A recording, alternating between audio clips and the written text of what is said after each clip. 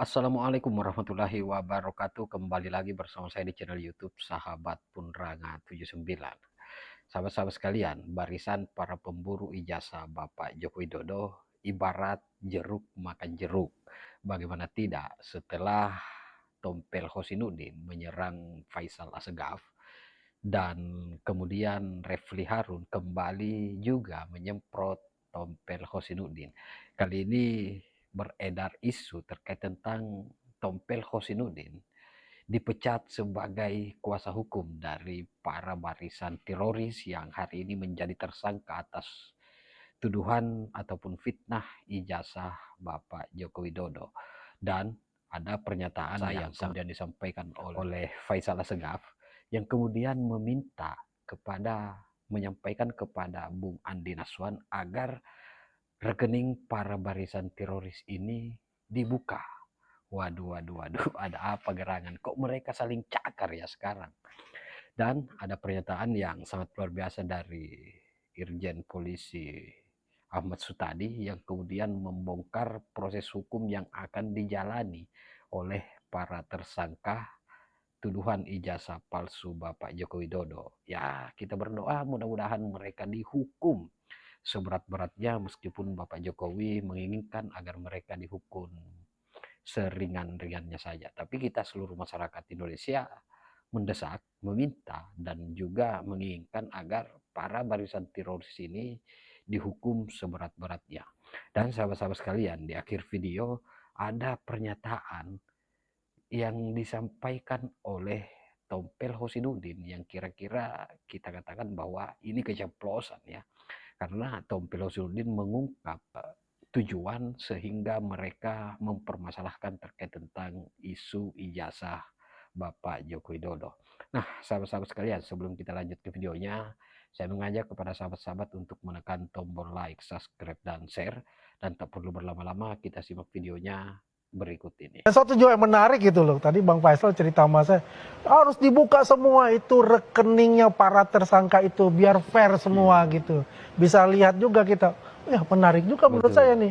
Kita bisa tahu juga nih, ada bohir-bohir siapa di belakang ini kan. Cetak-cetak itu yang harus pakai sumbernya Pak.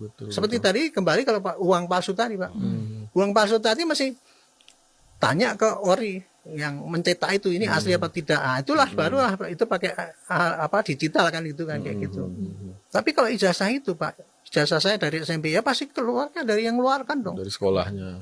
Saya punya KTP palsu, ya pasti tanya itu capil. Ya ini sudah ditanya ke Gama itu sudah ke sana Pak. Sudah membawa 100 bukti berkas seangkatannya Pak Jokowi itu dia dikasihkan, kemudian diambil waktu itu cuma diambil cuma 10. Per bendel itu 20 lembar Pak. Itu jadi per data per orang itu 20 di bawah, 10 di bawah. Tapi yang dibandingkan cuma 3 di lapor itu. Di lapor itu ya identik dengan ijazah ijazahnya Pak Jokowi waktu itu kan, kemudian dibawa dibandingkan kan itu kan identik gitu. Nah, masalah identik katanya sudah diributkan, enggak otentik, enggak apa, kan digiring ke situ kan. Iya. Celakanya sekarang banyak profesor juga enggak. Saya sedih sih karena apa? Profesor tata negara ngomong itu membuktikannya harus pakai pengadilan. Nah itu Pak, kan jadi kayak gitu, sekarang jadi itu, munculnya itu. Mungkin ada Pak Susno. Ya teman saya kan itu satu level dengan kan, saya. Kalau sebenarnya kan yang Bapak sebut tadi itu kan sebetulnya sudah keaslian secara substansial sudah ada dari UGM. Kemudian keaslian secara material sudah ada di Puslap 4 yang udah nyebut identik. Nah, lalu ternyata itu saja tidak cukup untuk membuktikan asli kalau kata Pak Susno. Dia harus lewat putusan pengadilan dan itu petun. Nah kalau itu memang begitu, artinya kan persangkaan sekarang kan nggak sah jadinya kalau memang betul begitu. Jadi kita mau penjelasan juga Pak, ini agak membuat publik juga makin kacau juga. Saya ingin menjelaskan kenapa kemudian para profesor itu tadi yang tadinya dulu ngomong gini, sekarang harus, termasuk profesor Pak siapa lagi yang terkenal, saya nggak sebut namanya lah. Itu kan katanya harus di pengadilan dulu kan gitu kan. Kalau pengadilan sudah jelas bahwa itu asli apa tidak, barulah itu pencemaran itu tadi berjalan kan gitu. Masalahnya itu bukan ini ijazah asli atau tidak, masalahnya itu pencemaran. Yang dilaporkan pada polisi itu adalah menggunakan ijazah palsu. Yang di Bareskrim dicari-cari nggak ketemu yang namanya ijazah palsu itu. Makanya kan laporannya dihentikan. Kan gitu, Pak. Yang dilaporkan sekali lagi ya, itu adalah ijazah palsu, penggunaan ijazah palsu. Maka dicari dong ijazah palsunya mana. Harusnya yang menuduh menunjukkan ini yang palsu. Nah, kalau gitu baru bisa buktikan, oh yang menggunakan ini palsu, jelaskan gitu kan. Di Bareskrim nggak ada kan? Oke, berhenti kan? Jadi nggak naik penyidikan pun tidak. Kalau yang di Polda Metro pencemaran kan ya. Yang namanya pencemaran itu, Pak, itu pencemaran itu bisa terjadi ataupun hasutan itu bisa terjadi kalau ijazahnya itu Pak Jokowi itu asli, kan gitu. Kalau tidak asli, maka itu bukan pencemaran, memang dia kan gitu logikanya kan. Begitu, logikanya Pak, ya? gitu. Tapi yang dibuktikan oleh Polda Metro adalah ini pencemaran. Makanya yang dicari adalah bukti-bukti yang menunjukkan apakah ijazahnya Pak Jokowi itu palsu apa tidak. Kalau itu tidak palsu, berarti ini bisa jalan dong. Tidak bisa jalan ya, gitu kalau itu seandainya itu memang palsu, berarti pencemaran nggak jalan. Tapi kalau tidak ketemu bahwa itu tidak palsu, ya ini baru jalan. Jadi nggak nunggu sidang dulu ini ijazah asli apa tidak.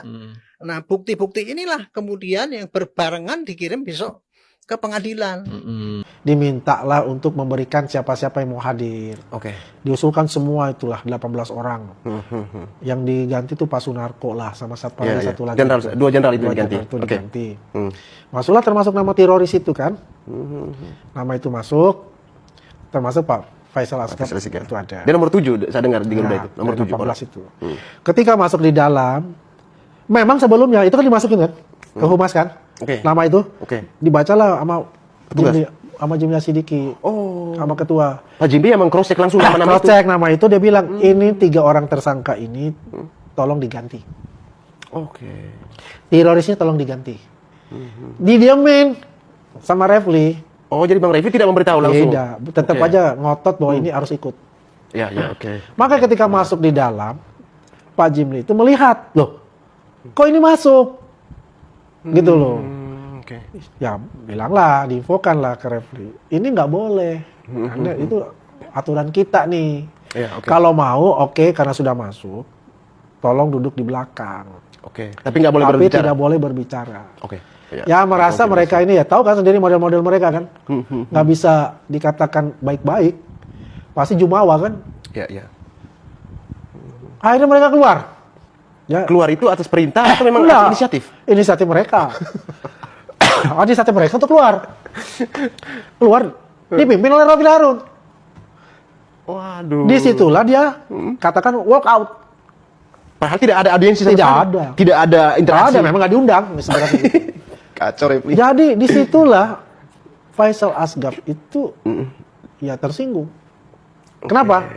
Ini bukan memperjuangkan 3 orang, ada 1000 orang diperjuangkan yang terkena kasus fitnah itu. Ini yang mesti diperjuangkan, begitu loh. Tapi Refli meninggalkan itu demi 3 orang itu, 3 teroris ini. Mas Zumatmo Budi Utomo, wah ini luar biasa sahabat saya. Kalau saya panggilnya Mas Budi, ini orang top ini. Alhamdulillah saya sekarang diundang makan siang bersama beliau. Dan saya berterima kasih bertemu dengan beliau dan banyak sekali perbincangan-perbincangan dengan beliau sehingga saya paham betul informasi-informasi yang sangat berharga buat saya. Gimana Mas? Lama kali kita ketemu ini, dicari-cari orang banyak. Iya udah lama. Iya. Udah berapa lama? Ada berapa tahun ya? 3 tahun kan ada ya. Zaman COVID kita terakhir. Sebelum COVID 2018. Iya. Ketemu di rumah sama di kantor itu. Rumah di kantor.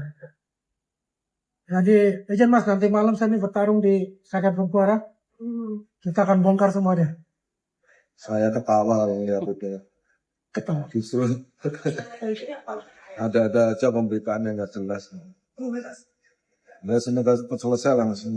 Iya, atau nuhun Mas. Nanti kalau dipanggil siap-siap aja Mas. Atau dipanggil begini. Untuk menjelaskan ke publik di stasiun TV Mas.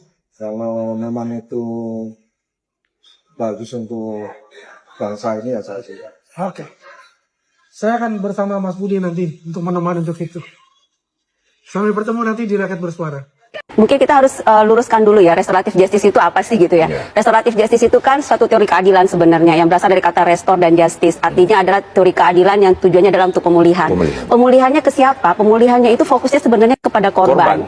Jadi kalau korbannya tidak ada kerelaan untuk melakukan restoratif justice, maka restoratif justice itu tidak boleh dilakukan. Jadi tidak boleh tadi restoratif justice gitu ya? dipaksakan tuh nggak boleh. Restoratif justice dari pihak ketiga itu nggak boleh. Usulan itu memang harusnya dari korban, karena yang namanya restoratif justice itu tadi adalah memulihkan keadaan siapa, yang diutamakan adalah keadaan korban. Nah, bagaimana pulihnya keadaan korban itu dimulai dari adanya rasa bertanggung jawabnya dari si pelaku, rasa bersalahnya dari si pelaku, sehingga si pelaku ini mau melakukan tanggung jawabnya dengan diberikannya maaf oleh si korban tadi. Nah, sekarang kalau pelakunya merasa dia tidak pelaku, dia bukan pelaku, ya tentu dia juga nggak mau melakukan restoratif justice. Kan masalahnya di sini saat ini kalau saya lihat, kenapa Roy Suryo misalnya kuasa hukumnya menolak misalnya, karena dia merasa dia tidak sebagai pelaku saat ini, dia tidak mau bertanggung jawab terhadap hal yang menurut dia tidak melakukan tindak pidana.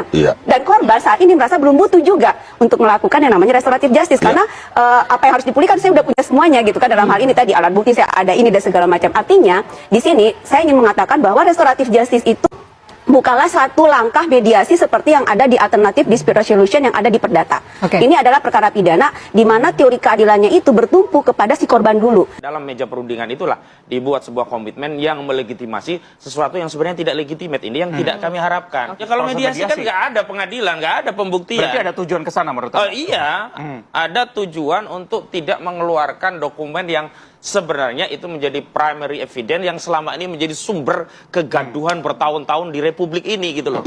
Jadi karena sudah gaduh, ledakkan saja sekalian. Ngapain ditutup-tutupi gitu, Bang Ade? Saya rasa kita terlalu kemajuan untuk itu. Jadi gini, scientific evidence itu kan ada di Mabes Polri. Ya. Kalau dikatakan bahwa ini tidak ilmiah, ini hal ilmiah tidak bisa dibuktikan. Enggak kok, ini ilmiah kok pembuktiannya. Scientific evidence itu ilmiah.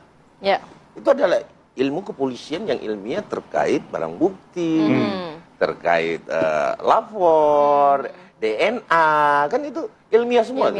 Dibuktikan secara ilmiah dalam penerapan hukum.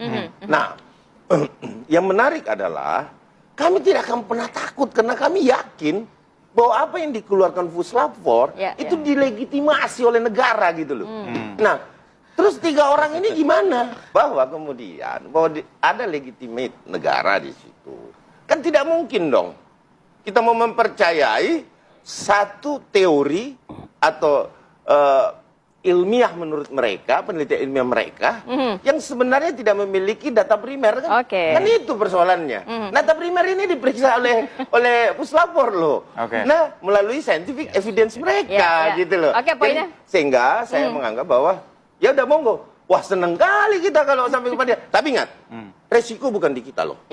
Di Anda. Anda memilih jalan itu, monggo. Jabatan boleh selesai, tapi pengaruh Jokowi makin dilirik dunia. Di Bloomberg New Economy Forum, perhatian dunia kembali tertuju kepada Jokowi. Walaupun sudah tidak menjabat, para pemimpin global tetap ingin mendengar pandangannya. Karena bagi mereka, jejak kepemimpinan Jokowi masih relevan untuk arah ekonomi dunia hari ini. Dalam pidatonya, Jokowi bicara soal tantangan membangun ekonomi untuk 280 juta rakyat Indonesia. Jawabannya sederhana tapi nyata. Bangun fondasi, jalan, pelabuhan, listrik, sampai jaringan digital, termasuk pusat data dan satelit baru untuk menyambungkan internet di seluruh negeri. Ia juga menyoroti soal KRIS, bukti digitalisasi yang memudahkan semua orang. Dari pedagang kecil di desa sampai perusahaan-perusahaan besar di kota, semuanya pakai sistem yang sama. Pesan Jokowi jelas, pembangunan fisik dan digital harus berjalan beriringan. Jabatan bisa selesai, tapi pengaruh tetap hidup di mata dunia.